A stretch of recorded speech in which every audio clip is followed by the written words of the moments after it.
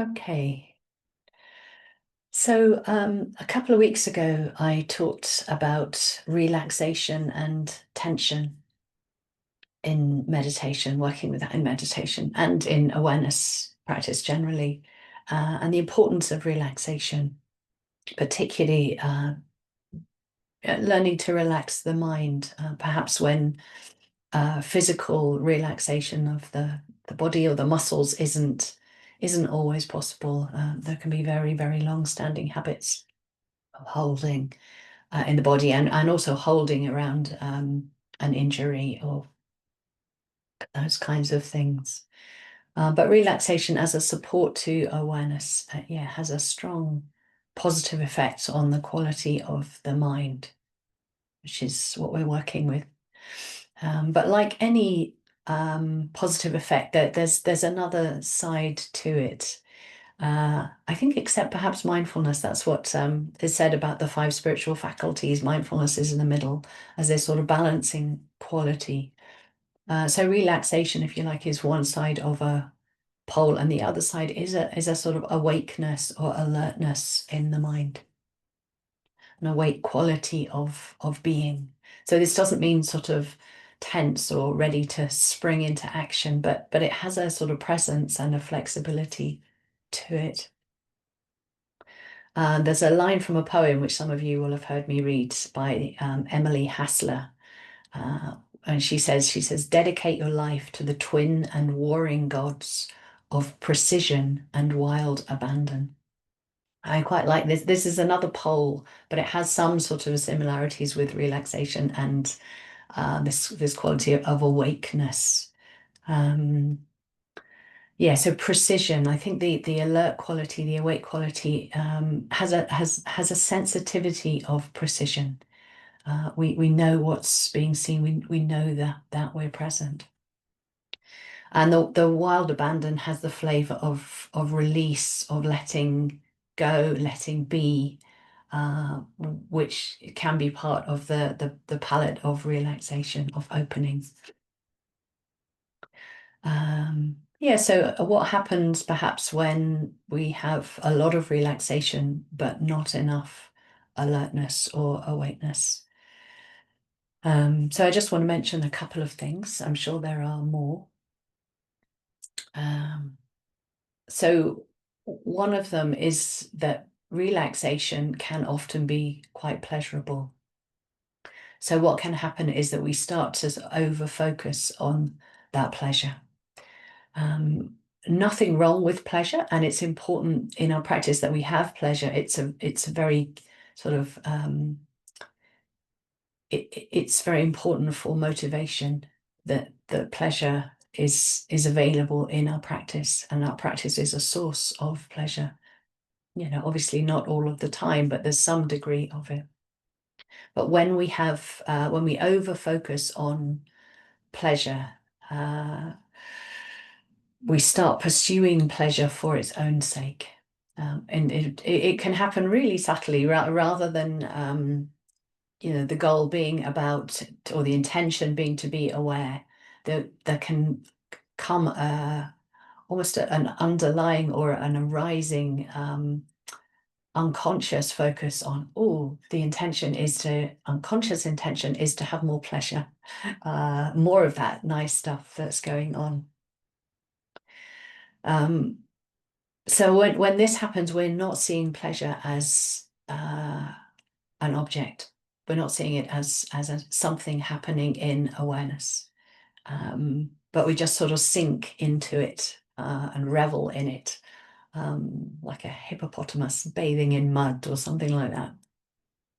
So we over-identify with pleasure and start pursuing pleasure as a goal, and then awareness goes right down.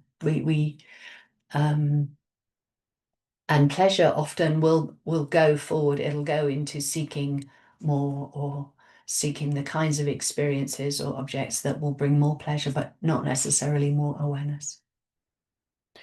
So that's one thing. The second thing is, without that alertness, without that being awake to the moment, relaxation can end up as us feeling quite sleepy.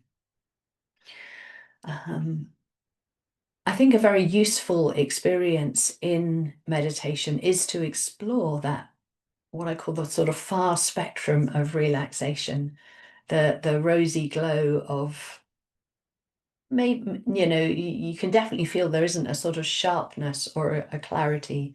There's a sort of soft, almost a coziness in the mind. And that quality of relaxation, if you can remember to still be aware, notice that that's happening, that can be really interesting. Because, for myself, and I think for quite a lot of us, we don't necessarily let ourselves go there. We focus a bit more on the sort of clarity end, but actually down at that sort of rosy glow end, there's an opening to experience that can be really valuable to be with. It may mean that you dip into sleep every now and again, or just dip into nodding or not present, but then when you're back, when you are present, yeah, really notice the quality of the energy, the quality of the awareness there.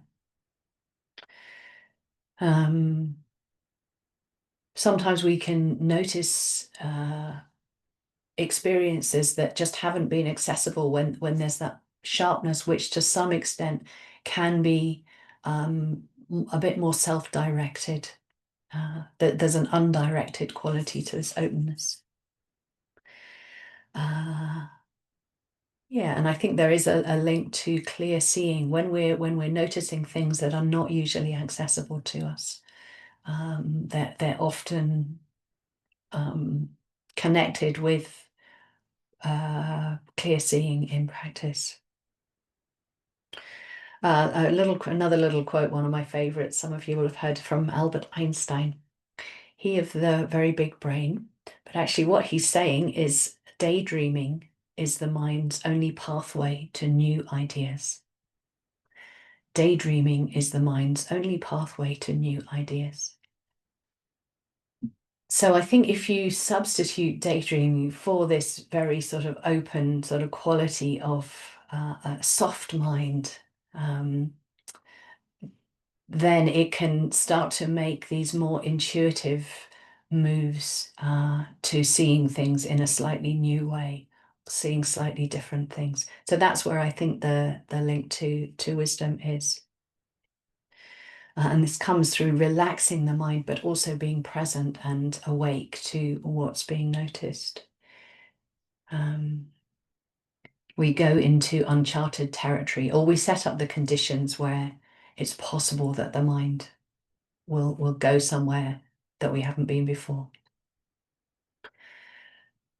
So we can explore this quality and in a way not to be afraid of the mind dipping into just that edge, that soft edge of sleepiness. If it's happening all the time, if sleepiness has become a habit, then this is problematic, because if we're in that zone more of the time, then we're in awareness less of the time.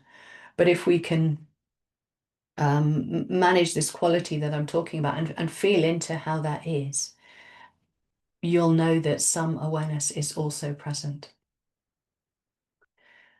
So how relaxed can body and mind be and still be present, still be awake to what's happening? That could be a sort of proviso. And what's the quality of that mind like? Yeah. Okay, so that's it for this session, and let's set up for meditation.